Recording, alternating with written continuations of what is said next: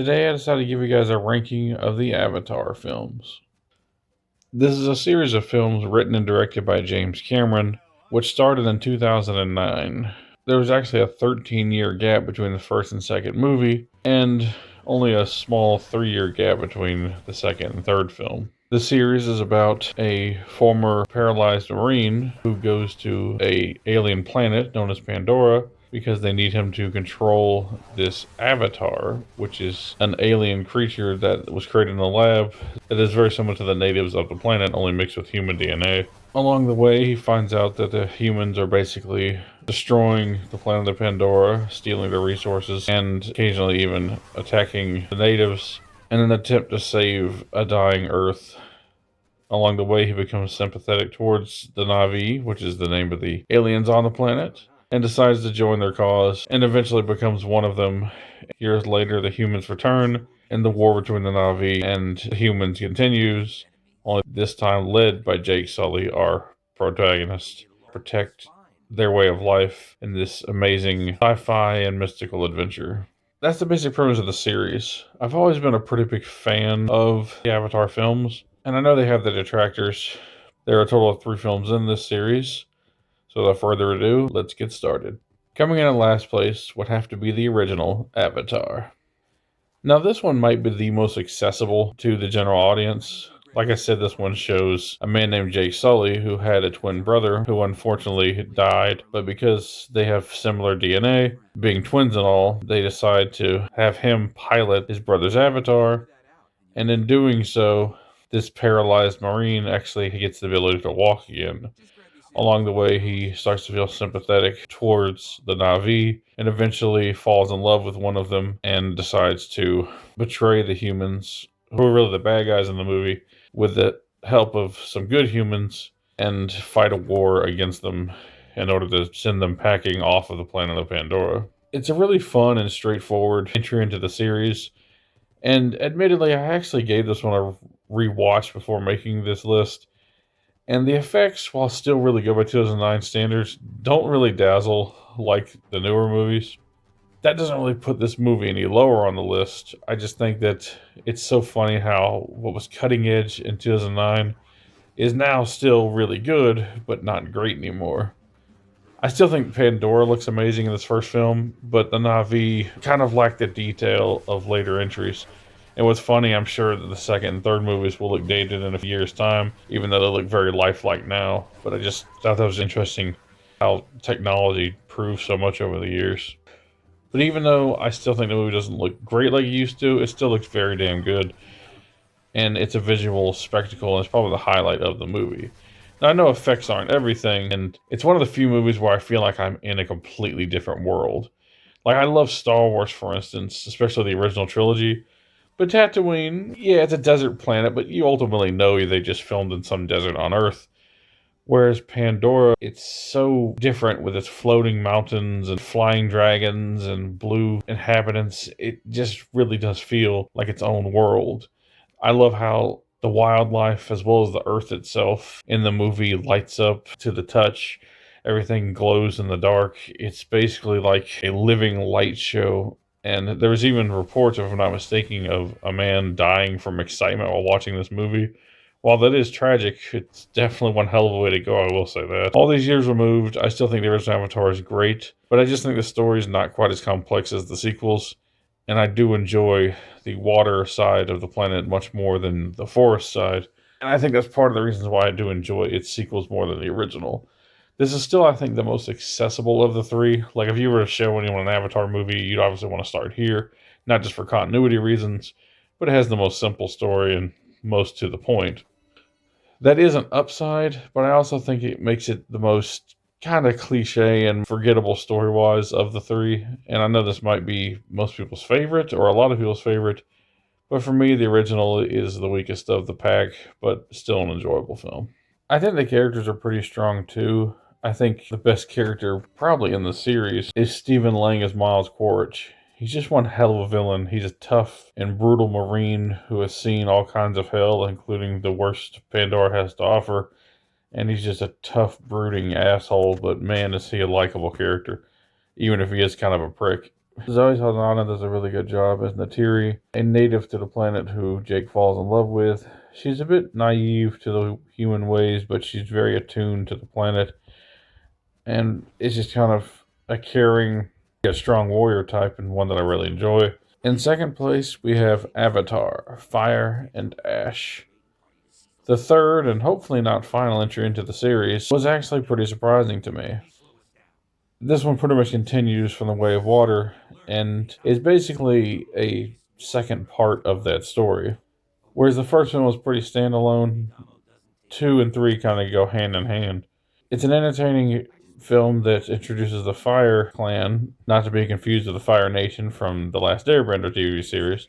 The best new addition to this movie had to be Varang. She's the leader of the Fire Clan, and she is one hell of a villain. Basically, her clan was wiped out due to fire, and instead of believing and trusting in Awa, the Great Mother, they decided to trust in the destructive nature of the fire. It's a great addition to the third film, and I like that we have a new villain, and it's not just Quaritch again, although he still is in the movie. She's kind of the one leading the charge this time around, and is just an entertaining and great character. Quaritch continues to be my favorite character in the franchise. While I do think he's definitely an asshole, he's not a good person. He's the one that I find the most complex, and I just find him to be a great character through and through. And every time he's on screen, it's just highly entertaining. The only real downside that I have to this film is that there are a lot of beats that repeat from the second film. For instance, there's a whole sequence where Spider gets captured and is experimented on, and it's very reminiscent of him getting captured and interrogated in the second film. There's also another sequence where the humans go after the whales and they fight back, much like the second film. There's still a final battle confrontation between the water Na'vi and the military on the sea, much like the end of Avatar 2. There's even several scenes where the kids are in peril at the hands of the military, much like the second film as well. There's just a whole lot of this film where you're going to get a big sense of deja vu. And I do understand that it's a continuation of the second film. Like I said, this is very much the second part of that story. But man, there are a lot of beats that repeat. And it even makes me wonder if some of this was meant for the second film, but they just kind of recycled it for this one. That's basically the biggest downside to this film, is that it feels like you're watching Way of Water 2.5. The story does continue, mind you, but not in a way that makes you think that you're watching a whole new third entry, but kind of just the second part of that story. But for some reason, the second part is very similar to the first part. But overall, I still do really like this one, and it has like some really dark themes, including contemplations of suicide. There's even themes of rejection of adopted child, hatred for your own family, but none of it's really heavy-handed. And there's even, spoiler alert, there's even a scene where they attempt to kill Spider, but they don't go through with it. And the film just gets kind of dark at times, and I was a bit surprised. But that actually does add a bit of, I guess you could say, edge or bite to this film, and I think it does kind of work in a good way. All in all, not the best of the Avatar films, but definitely the darkest, but also probably the most unoriginal of the three, but still enjoyable. We're coming in at number 1 would have to be Avatar: The Way of Water. Released 13 years after the original film, this movie was a spectacle to behold. The animation and visual effects had improved greatly in the 13 years since the first film, and even though the first film was still magnificent and still looks great, this film just kind of blows it out of the water, pun only partially intended. This film shows the return of the humans after their defeat in the first film, and they come back with a vengeance. This is more or less the Empire Strikes Back of this trilogy. We also see the return of Quaritch this time around, who has had his memories and personality implanted into his own avatar. And along the way, he learns that he has a son named Spider, who Jake and his new family have been taking care of. This leads to internal struggles and conflict, and also, due to the events of the first film, Jake is public enemy number 1, and after an attempt on his family's life, he decides that it's much safer if they lived among the Water Clan.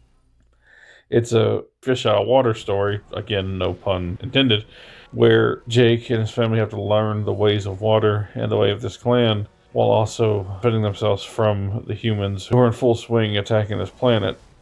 Along the way, they have connections to these whales and other creatures of the ocean who are being hunted for their resources. And this also leads to a major conflict at the end of the film, where Quaritch, with the help of these whalers as well as the military, goes out to attack Sully and the Water Tribe, leading to a big climax on the ocean and a massive confrontation between the Na'vi and the humans once again. This film is just a great continuation and introduces Jake's two sons, as well as his daughter, and his adoptive daughter and his son as well. His adoptive daughter basically is the offspring of Grace's avatar from the first film, who somehow got pregnant from the planet. And it's kind of weird when you actually hear about it, but she essentially is a superpowered Na'vi who can control elements of the planet through Awa and possibly a scientific explanation as well. They don't boldly say exactly how she has her powers, but she is an interesting character, and it's just kind of funny to see Sigourney Weaver play a teenager, even though she's in her 70s. Spider's a great addition as well. While I did think his acting was a little iffy in this movie, I think overall the character's pretty interesting. The kid is basically like a young Tarzan living on this planet with these blue creatures, and is essentially just one of them, even though he's not biologically the same as them. At least not until the third film. But the main character of this one is basically Jake's second son. Not to say he's strictly the main character of this movie, but I think the plot mostly follows him. And the Quaritch this time around returns as the antagonist, and he's better than it was in the first film. It's just a magnificent sequel. It does repeat some of the beats of the first film, but in a much more interesting setting. I think the Water Tribe is way more entertaining than the Forest Tribe. And I just think that it's a great continuation of the series with magnificent action, some really good family drama, magnificent antagonist, and visuals that really will blow your socks off. I saw this film in 3D, and it is the best looking 3D film I've ever seen. Never once did the movie look blurry or out of focus. It was designed to be in 3D. It's such a shame that 3D TVs kind of died out. I wish that was like a feature and most TVs nowadays, I guess they give it the option, but unfortunately, outside of the theaters, you can't really watch this film in 3D, and that's just such a bummer. And it's just a great continuation of the series. If you're a fan of the first film, I highly recommend the sequel. And if you're not a big fan of the first one, I say give the second one a shot. It really doesn't blow the first one out of the water. Again, no pun intended. And it's my favorite of the Avatar series. Well, that's my list. The Avatar series is a series that I feel does get a lot of hate. I've heard a lot of people say that it's very similar to like Dances with Wolves or even Fern Gully. And while there are some similarities to films like that, it's clearly its own thing. If you want to get super technical, you can give me any major motion picture of the past 10 years, and I can name you several movies just like it. And I don't think that this series is unoriginal as people make it out to be. I can understand someone not liking it, but it kind of seems like it's a popular thing to hate these movies. But the damn films have made so much bank, and I'm not saying that's a measurement of quality, but it clearly shows that people are returning to these movies every time they get released. And I think they are unfairly judged. Are they the greatest movies ever? By no means, but they are really fun spectacle films with some good characters and some interesting lore. Let me know what you think of the Avatar films down below, or just tell me your favorite, or give me your own list, and peace out.